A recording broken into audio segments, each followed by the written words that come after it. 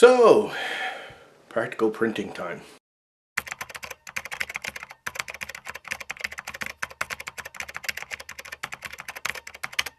As you can see, I'm a little disarrayed because I'm doing something. I normally have a light behind there. Now these lights are available on, I get them off Amazon, but you can get them off eBay I think too. They're LED, they're very lightweight, they're very inexpensive. You get a bunch of them. The 4 foot options are anywhere from 40 or 50 bucks. When I first started buying them, they were about $60–65 for 6 of them. So it's a little over $10 a piece. Now they're in the 40s for the 6. They are good lights. They come in 2 foot also. The 2 foot's actually more expensive because they're less popular, but they're still cheap. They're under $30 for 3 of them.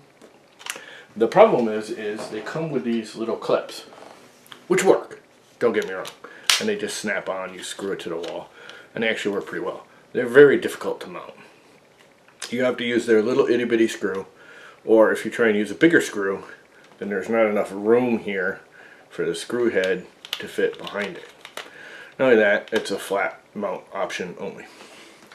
So I have been designing clips of my own to mount in different locations. This particular one is the one that's going to go right there.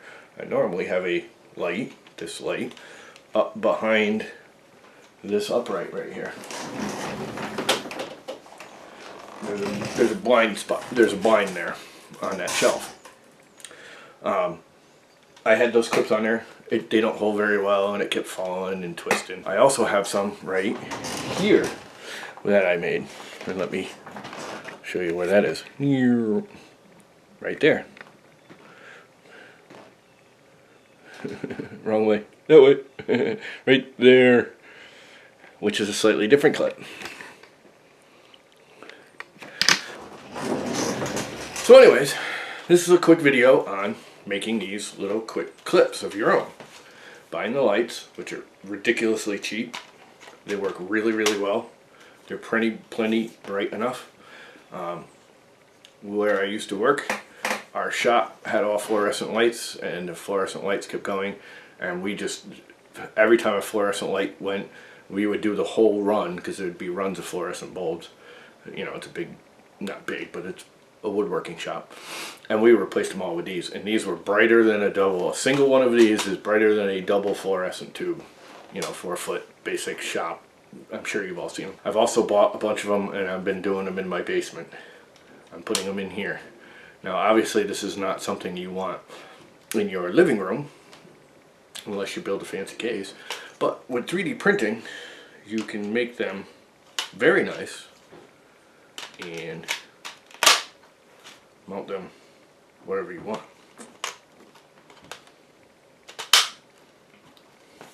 And the clips just snap on. Basic design. And I will have more designs. And they just snap into place. And you screw it up. So this is behind my TV monitor. As you can see here, I have a skirt board. Now I was trying to screw it to flat, but it's very difficult to get in there and around. So I designed this back looping mount, which will mount like so. Screw it up, and then the light just snaps into it. Pretty simple.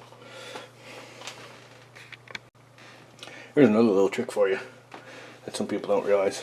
These mechanical pencils, you can actually get them in 2mm lead size. I'm not going to focus on it.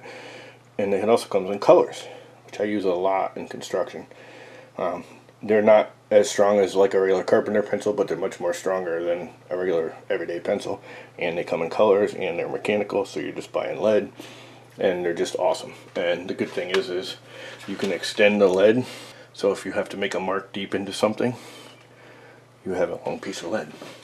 So anyways, the first thing I'm going to do, and I'm not worried about this being too perfectly centered, because it really doesn't matter. Probably just leave it like that. Do you know what? I think I will measure it. me get my tape measure. Okay, tape measure in hand. Look at this. It's metric. I'm in America, and I'm using a metric one. Oh my god.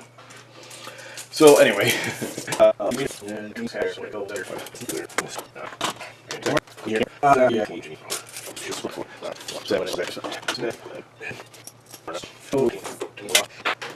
normally I would mark it, but since these are fitting so nicely, now this is 1/2 inch plywood. I'm just gonna pop a starter hole. Use 2 random screws I had laying around. Now you do have to realize this is 3D printed plasticky bracket, so you don't want to over tighten it. Mounted. Plug it in. Knock everything over while I'm doing it. And turn around. There we go. We now have light mounted rather inexpensively. And we put my TV back, which is also my monitor. And there you have it. Some backlighting for whatever you want your backlighting at a very inexpensive price. I mean, these tubes, for what they are just really inexpensive and really nice. They just work really well, and they're rugged too. We actually use them as drop lights at work a lot, and they're inexpensive. I mean, they're cheaper than a standard drop light, and they do as much work. But anyways, there you go. Pretty inexpensive setup, so you could do backlighting, under cabinet lighting. You know, if you don't want to buy expensive under cabinet lighting, you could buy these, mount them up high under the cabinet, make your own brackets, and you have a really inexpensive under cabinet light that works really well. There you go. So as you can see, sitting here on my desk, you can see the light bulb up above the TV. Of course the filming is dark, but that's because of the light bulb. I never had it shown before when it mounted with the stock mounts, so I'm hoping pushing up 10 or 12 millimeters will hide it basically. I mean, it doesn't have to be perfect, it's a lot when I'm sitting here on my desk. It's like shining right in my eyes. As you can see on the screen, it's printing right now. So I'll let you know how it comes out. So the new brackets are installed, and as you can see, the bulb itself is no longer in view. So it's a lot nicer. And you can see it's 2 clips. I like it. Came out good. Hope you enjoyed it.